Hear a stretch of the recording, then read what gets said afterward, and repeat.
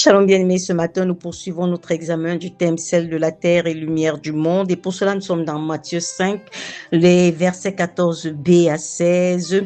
Une ville située sur une montagne ne peut être cachée. On n'allume pas une lampe pour la mettre sous le boisseau, mais on la met sur le chandelier et elle éclaire tous ceux qui sont dans la maison. Que votre lumière luise ainsi devant les hommes afin qu'ils voient vos bonnes œuvres et qu'ils glorifient votre Père qui est dans les cieux, n'est-ce pas? En tant que croyant, le maître ici te compare à une ville située sur une colline. Tu es en position de leadership. Tu es celui que les autres doivent imiter, n'est-ce pas? Parce que la lumière de Christ brille à travers toi. Et le Seigneur dit qu'effectivement, tu es cette lampe qu'on pose sur la table afin qu'elle puisse dissiper les ténèbres de la pièce et donner la direction. Est-ce que tu es conscient de ce qu'en réalité, le monde regarde à toi? La Bible dit que la création attend avec un ardent désir la manifestation des fils de Dieu. Bien-aimés, nous sommes les fils de Dieu et par conséquent, nous sommes appelés à être la lumière du monde. Mais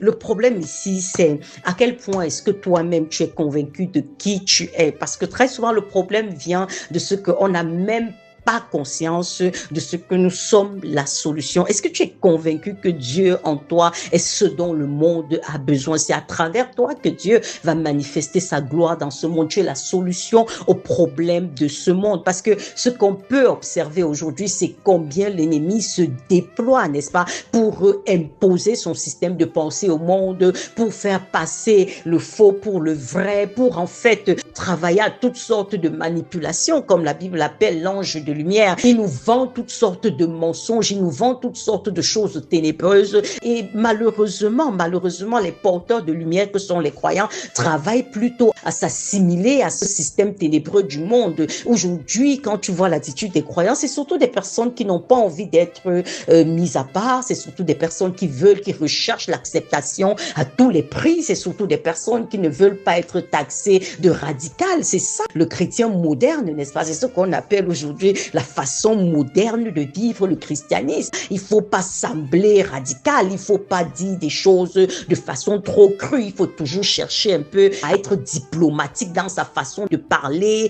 afin de ne pas être rejeté, n'est-ce pas? Mais est-ce que c'est ce que le Seigneur nous dit ici? Quand on voit avec quelle force le monde des ténèbres s'impose à nous, quand on voit avec quelle force les valeurs du malin s'imposent à nous aujourd'hui, est-ce que tu crois vraiment que ton attitude en tant que croyant est celle de la dissimulation, de la peur, de la honte, même de qui tu es? Je crois que le problème vient de ce que, en tant que croyant, très souvent, on n'est même pas conscient de qui on est. On n'est pas conscient du fait que nous sommes la solution au problème de ce monde. Je suis la solution au problème de ce monde. Le monde a besoin de moi parce que aujourd'hui, c'est la cacophonie, c'est la confusion malgré tout ce que on veut laisser paraître. On ne peut ne pas se rendre à l'évidence qu'aujourd'hui, le monde est dans la confusion totale et la seule personne qui peut apporter la lumière dans cette confusion, c'est Christ bien-aimé. Je ne peux pas avoir peur de dire que Christ est la solution au problème de ce monde. Peu importe quelle est la nature du problème, sans Jésus, l'équation est biaisée à l'avance. Est-ce que toi, tu es conscient de ça et que Christ ne va plus descendre, marcher sur la terre comme il a fait il y a 2000 ans et c'est à travers toi, c'est à travers moi, effectivement, que la solution au problème de ce monde doit se manifester. Est-ce que tu es conscient de ça? Est-ce que tu vis ça? Est-ce que tu travailles à ça au quotidien? Le Seigneur dit que ta lumière doit luire devant les hommes. Tu dois avoir le courage, bien-aimé, de ne pas cacher ta lumière, n'est-ce pas? En te taisant lorsqu'il faut parler, en travaillant toujours à t'assimiler à la foule, n'est-ce pas? En reniant la lumière, parce qu'on le fait au quotidien, on renie la lumière carrément et on travaille seulement à être de ceux-là qui ont l'acceptation de tout le monde. Non, c'est pas ça. C'est pas ça. Nous devons pouvoir déjà être convaincus de ce que nous sommes. Et c'est là que commence le travail. Je crois que c'est vraiment ça le nœud du problème. C'est que lorsque plusieurs chrétiens n'ont même pas le courage de s'affirmer, c'est parce que en eux-mêmes, ils sont convaincus de rien. Ils sont convaincus de rien.